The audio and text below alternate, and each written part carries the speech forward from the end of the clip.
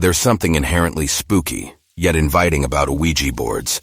Scary Ouija board stories are particularly terrifying because they deal with an unknown presence that the victims invite into their homes, the one place where we're supposed to be safe.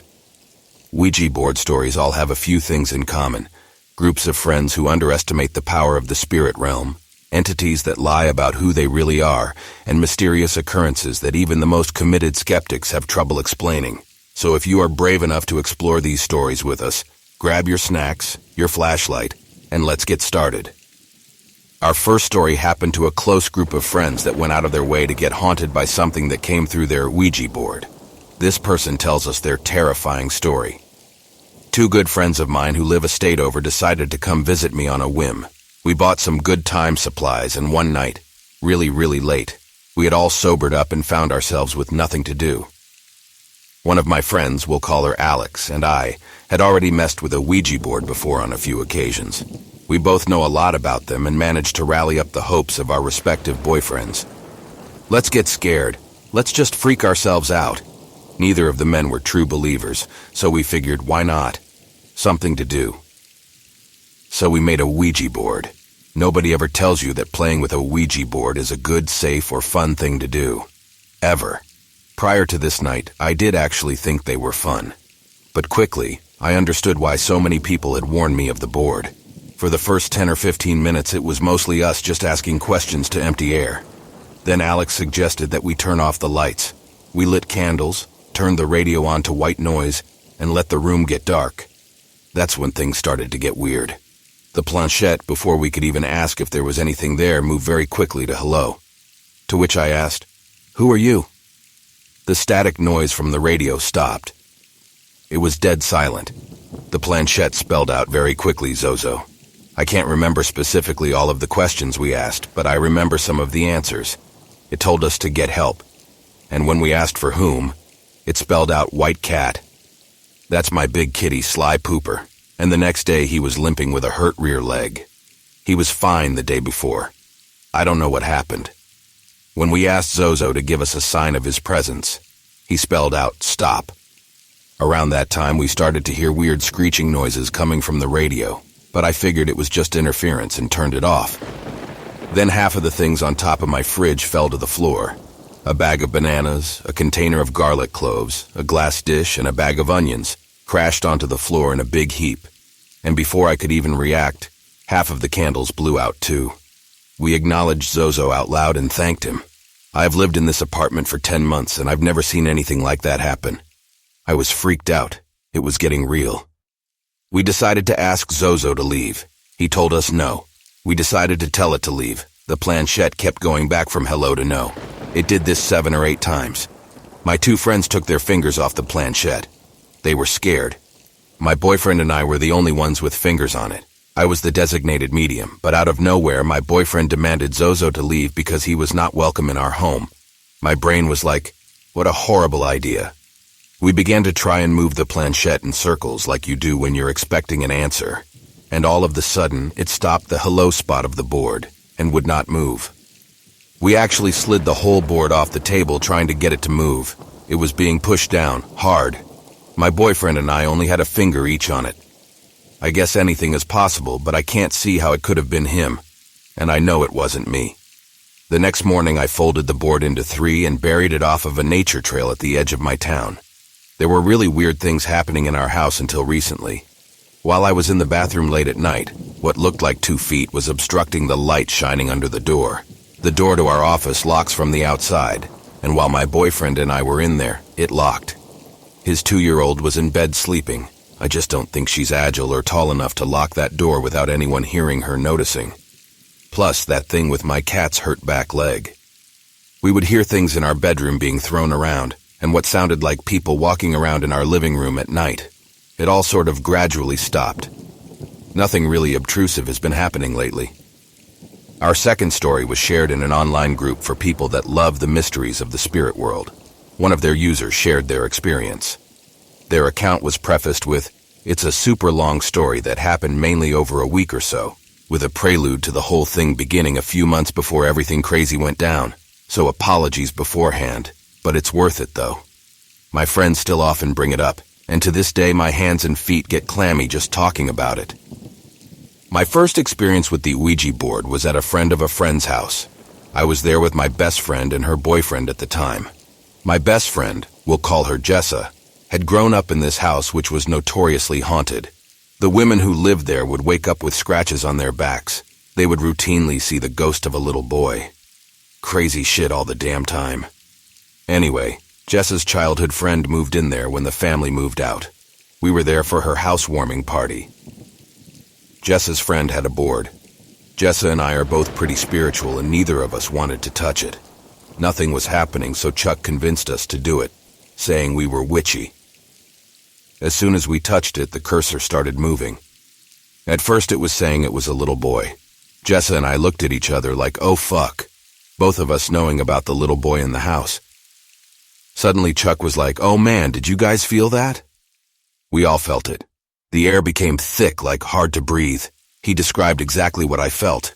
It was almost like the air was thick fog or mist, but it was still dry. The board started spelling things like slut, fuck her, cheater, bitch, fuck you, he fucked her. The cursor was moving more rapidly with every word. Finally, Jessa was like, okay, stop, and the pointer stopped, dead in its tracks.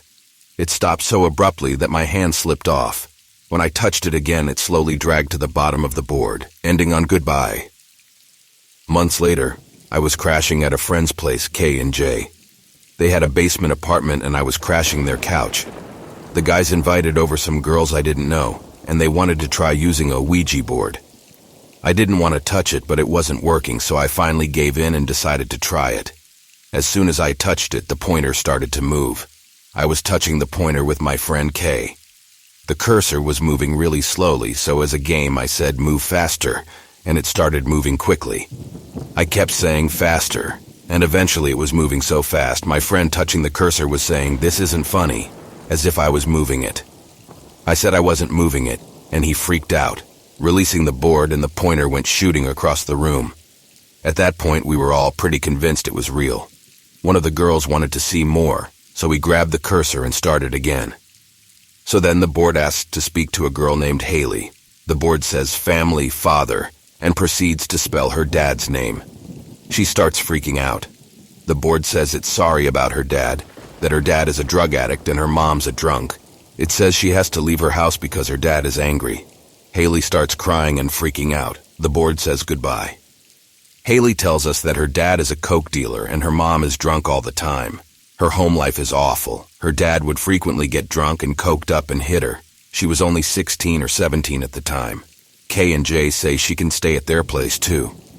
Interestingly, months later, Haley's mom dropped her off at the apartment complex, and she told Haley that her great-grandfather helped build the place. She said he lived there his whole life and died there. After that night, I started reading about Ouija boards. A couple nights later, I went to visit my best friend and her boyfriend at his place, which was walking distance to my apartment. I told them about the whole thing. He says he wants to try it too. Reluctantly, Jessa and I agree, keeping in mind we had all been drinking whiskey. Yes, I know, this is altogether an awful idea. The cursor starts spelling out trees, broken glass. Suddenly it starts getting violent, spelling out rape, fuck her teeth. Jessa and I tell it to stop and say we goodbye. The cursor drags to goodbye and we put the board away. Suddenly, Chuck is like, oh shit, dude, you're not walking home. He then explains his interpretation of what the board was saying. On my walk to my friend's place, like I said, they lived in a basement apartment, so instead of walking through the halls, we just go to the living room window and climb in. To get to the window, I would cut through a back clearing where there were tall trees all over. He's convinced that there are bad guys in there on that night, and that if I walked home I would get raped, hence the fuck her teeth thing. Needless to say, after that visual, I stayed over. The next morning when I walked through the clearing, there were broken glass bottles all over the place, and my friends said they had heard people drinking out there all night. Anyway, I moved out, and Haley and I became friends. Kay brought the board over as a housewarming gift. One day my cousin came over to my apartment with her boyfriend at the time. Her boyfriend notices the board in the corner. He asks me about it and I laugh and tell him the whole story. His eyes get all wide and he asks if we can play with it. Being kind of stoned, I agree, and we start asking it questions. The pointer starts spelling Jessa's name. We all get in the car and head over to her place. She's not home, but Chuck is. I left the board in the car with my cousin and her boyfriend and go to talk to Chuck. He said Jessa was at work until 9 that night, but we could come in and wait for her. After the last incident, he was interested to see what was going to happen.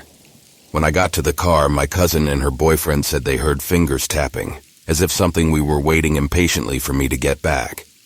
We sat around waiting for a while, and Chuck brings out his own board from the last time I was over. We use it and it says, Jessa, Jessa, and pointing to the no, then to the sun in the corner of the board. Over and over, no sun, no sun. Eventually I figured that it was saying no light. I asked if it wanted me to shut off the light and I said, no, we're not going to do that. I had read that bad spirits do not like the light. Finally, when Jessa got home, she said she was too tired and didn't want to try using it. We agreed to leave it alone and brought the board home. I didn't like having it in my house, so the next time I went to visit Haley at K&J's place, I brought it back. She said she wanted to try it one more time and then we would get rid of it. I agreed. At this point, I was clearly addicted to it for some reason. So Haley and I are at the basement apartment climbing out the window for cigarettes, near the back clearing, with the trees. We go back in and use the board. The board starts spelling out Haley's name, and this time the spirit says its name is Maria. Haley immediately starts to cry and says, "That's not funny." I had no idea why or what was going on, but the board keeps things. It's saying, "Tell them I miss them. Tell them I love them. I'm here. I love them." As Haley is crying, she explains that her best friend's mom, Maria, had died a year ago. I remember the death. It was big news in our high school. Suddenly, the cursor moved and spelled my name. I asked who it was, and the cursor spelled DB. I read that bad spirits cannot tell their names because they don't have one. If a spirit can spell a name, that it's usually a good one. I ask how I know her, and she says she's my spirit guide. Haley says, "How do we know you're real?" And the cursor spells cigarette, and I said, "What do you mean?" And it says window. We look at each other and our hearts sink. I'm like, "She knows we smoke outside." I said, "How will we know?" And she said, "Trees." I am like, "Fuck that." And Haley says we have to do it. So we're smoking outside. I'm looking into the forest, sweating balls in fear, thinking I'm going to see a fucking demon face in the branches or something. Eventually we relax, but then Haley, mid-sentence, her face drops and goes white and she's like, "Fuck, fuck, fuck, get inside now." I toss my cigarette and jump in the window. We close the blinds and we're breathing super heavy. I'm like, what the fuck happened? She says that behind me, in the distance, there was a big, like 100 feet tall tree. There was no wind. I remember this because I was watching my cigarette smoke go directly up, and I was blowing perfect O's without them disappearing. She says the tree was still, then suddenly the whole tree, including the trunk, moved back and forth, then went back to perfectly still. I was like, hell no. And after a while of freaking out, sat back at the board. When we put our fingers on it, it said, "Did you see?" We freaked out. It was spelling, "It's okay, I love you, it's okay, don't be scared." Finally, it asked to speak to only me, and for Haley to go away. Haley jokingly said, "Aw, you don't like me?" And the board said, "Don't be sad." This story closes pretty weak because in my mind, nothing really came of it. When I tried to use the board on my own, nothing happened. I couldn't move it without the help of Haley, and my spirit guide couldn't communicate with me. I like to think it was real, and my spirit guide Deb was just trying to get me off the board. As I said, we had talked about it a lot and were using it quite a bit. I sometimes wonder what Deb wanted to tell me. Anyway, that's it. I haven't touched one to this day, but I do have a slight obsession with making Ouija boards as art. 3. Our next story was told on a paranormal group that is dedicated to true first-hand paranormal experiences. The poster indicates this story happened over 20 years ago, and they still get uneasy thinking about it. To set the scene, we're a bunch of young girls in high school, 8th grade. Of course, we all heard about Ouija boards after watching scary movies, and we all wanted to try it. One afternoon after school, but before we did the board, we went into an abandoned home in our small town. One of the girls said that a local teen had beat the older man to death that had lived there. It was creepy, and I remember feeling like we should not have been in there, but there we were. And regrettably, I think we were really rough in there too, picking random pieces of junk up and throwing it around, just being a bunch of dumb, disrespectful teens. There wasn't any real furniture or belongings, but we were still being dumb. So we leave, and in an empty paddock just across from the creepy dead man's house, we decide it's a great spot to summon spirits. I can't remember which one of us made the board. Not me. The four of us sat down in a circle and did all the usual mumbo-jumbo questions. Now I wish I could remember exactly what the spirit board said. But I know I took my hand off the planchette in fear a few times, and so did the others. And of course we didn't say goodbye or any of that. We all got freaked out by a spirit named Bob, and that was that. Time went on, and I no longer talked to those childhood friends. Nothing to do with this spooky stuff. So I can't find out again exactly what they experienced. But I'm also still freaked out about the shit that started going down and wouldn't know how to even start the conversation. Over the next few weeks or so, at least two of my friends said they had really messed up dreams. I then started being woken up at 3 a.m. every night. Bang on 3, I would just wake up and feel creeped out and look over at the digital clock to see what time it was. I was so scared that I was sleeping with the lights on, but it would still happen. I had started having general anxiety and bad panic attacks, but I didn't know what was happening. I thought I was going mental, but kept it to myself. As it so happens, while all this negative shit was happening, my parents had recently spilt, and I was in the process of moving interstate with just my mum. My friends had thrown me a going-away party and invited half the school year. I remember not having a good time at all during the party, because of my anxiety, but everyone else was running wild and having a good time. Pretty late that night, a small group of people came back after going for a walk, and they had tried fucking around with the spirits again. One of my year mates, a guy, was so distressed, and he kept saying he saw in a vision his family die. So what do a bunch of 14, 15-year-olds drinking and partying do? Ignore it and carry on. I, for one, was not wanting a bar of that. A few weeks later, and it's moving time for myself and my mum. All my furniture was packed up, but because my dad was staying in the house, I just slept on the couch in the lounge room. The weird 3 a.m. wakings up had been still happening, but not every night. But this last night in the family home was terrifying. Went to sleep on the couch and it was pitch black in the lounge room. I was dreaming a bunch of nonsense as usual. Pisces dreamers, you get it, LOL. In the dream, I was in our backyard near the clothesline. I remember seeing some friends and family members, and then all of a sudden they all dropped to the ground like they died.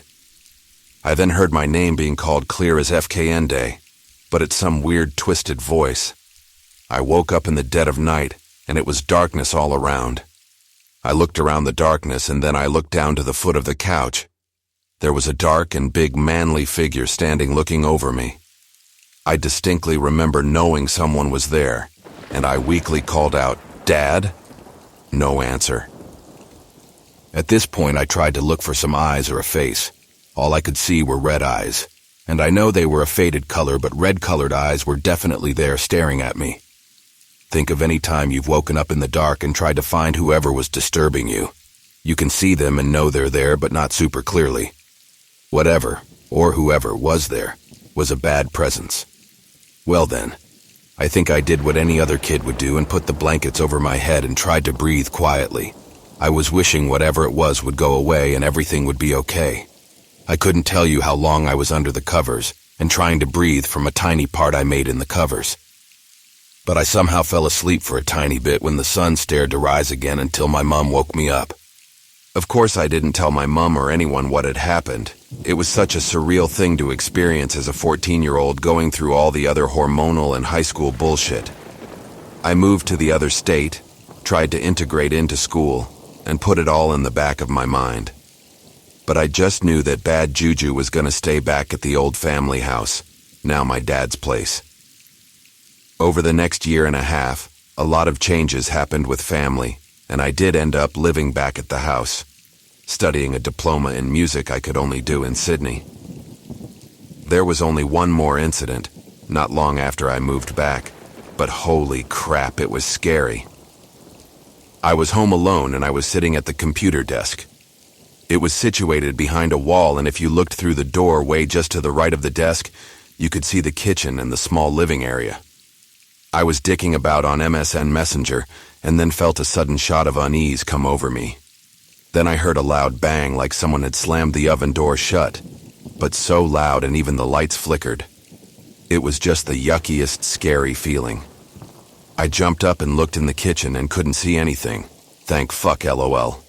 I then ran out the back door and grabbed the cordless landline on my way out and called my dad.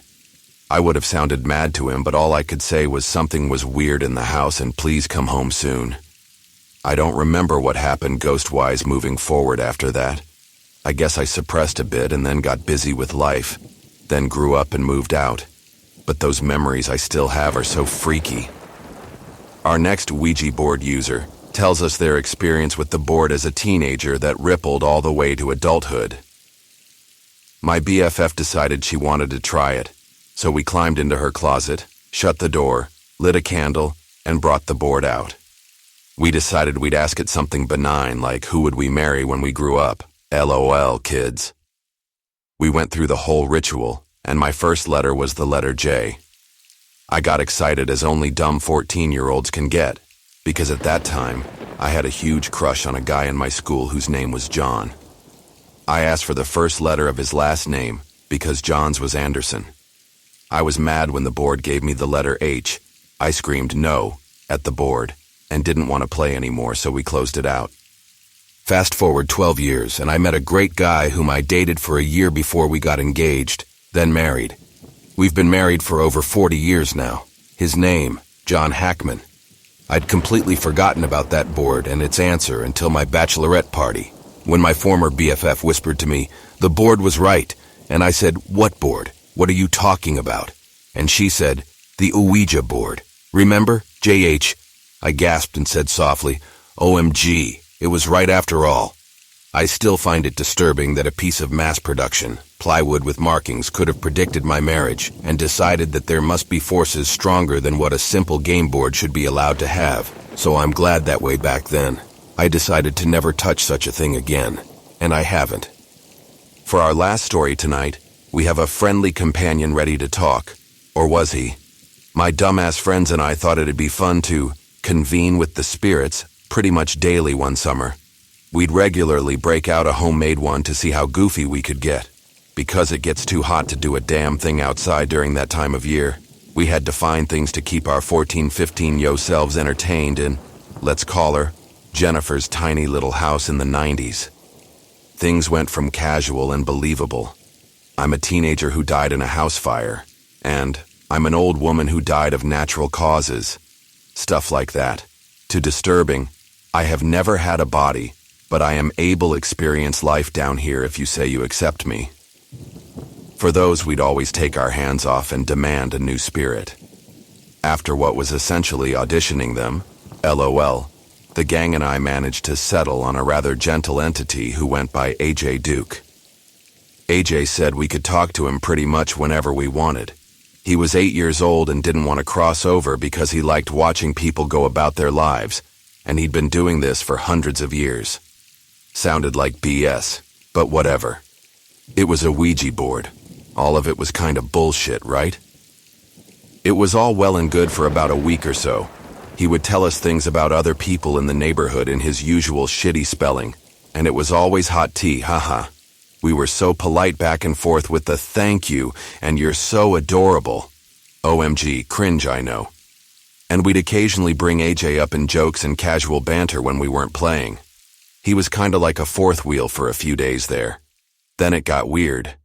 AJ revealed that our playing was attracting bad spirits onto the property.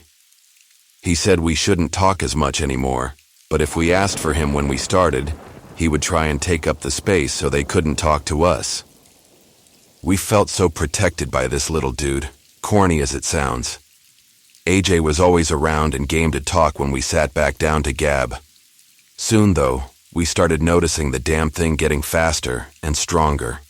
Our arms would feel pulled this way and that, and go to letters faster and with incredibly skillful precision. Increasingly, we'd end up putting the board away because the vibes started to feel super sour in the room. It's gross to say, but the gentle aspect that we liked about this spirit was replaced with wording that was not only better spelled, but sexual and catty in nature. And even though we'd put the fucking thing away once it got all weird, we'd go right back to it later in the evening or next day. It was a compulsion. One night, Jennifer's older sister stopped by to visit their mom, but decided to hang with us for a while. It was literally the first time she ever did this, and it felt really cool to have someone who was pretty popular in high school kick it with us. When she came into Jennifer's room and saw the Ouija board, she got instantly piqued.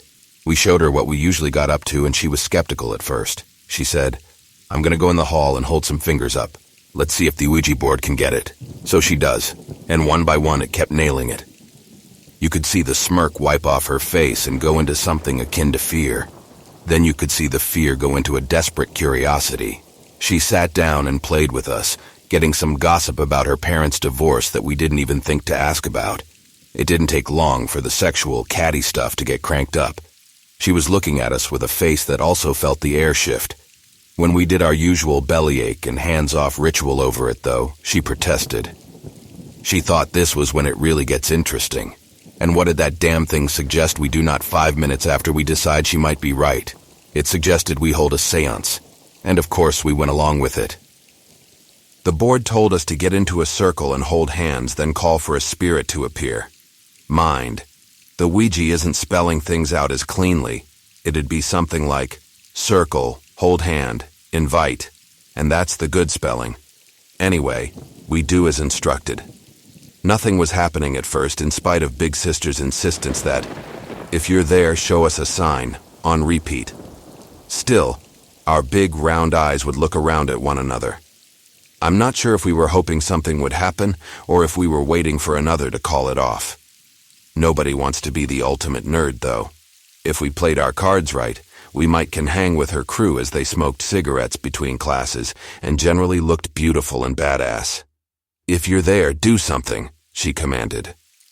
A newspaper clipping taped to my friend's mirror flickered and we all jumped, but she confirmed it was the ceiling fan and said it does that periodically. Whew. There's maybe another minute of Big Sister making demands, and I was certain someone was going to speak up and break the circle. But Big Sis dropped, "If you are here, I give you permission to show yourself." Not a moment after she uttered those words did she leap off her feet and scream while pulling her shirt off. "Get off me!" she was screaming, and Jennifer immediately hopped up and pulled the cord to turn the light back on. Her big sister threw herself back first into the wall as though smashing an invisible something that was on her. I remember a single stream of spit hanging from her mouth as it hung open for a moment. It was just really odd to see a cool person looking decisively not, but I digress. It was fucking terrifying. She spun around and screamed, "What is it?" over and over. And just below her bra strap were 3 scratches, in some places deep enough to draw a bit of blood. We instinctively huddled around her, cloaking her in a protective shield, but had no fucking clue what to do except move that huddle downstairs and into the living room, where her mother was watching TV.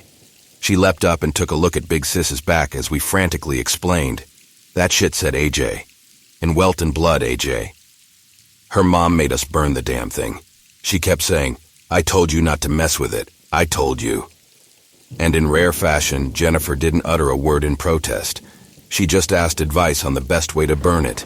Strange bonding experience, standing in the backyard at night and watching her mother, usually quite sullen and withdrawn those days, put one arm around Big Sis and use the other to continually douse the doomed board with lighter fluid. As we wrap up these chilling tales of terrifying Ouija board experiences, we hope you're left with a sense of both fear and fascination. If these stories sent shivers down your spine, just wait until you dive into our other haunted content. From ghostly encounters to spine-tingling legends, there's a whole world of the supernatural waiting for you. Don't forget to subscribe and hit that notification bell so you never miss an eerie moment with us. Until next time, keep your lights on and your curiosity alive.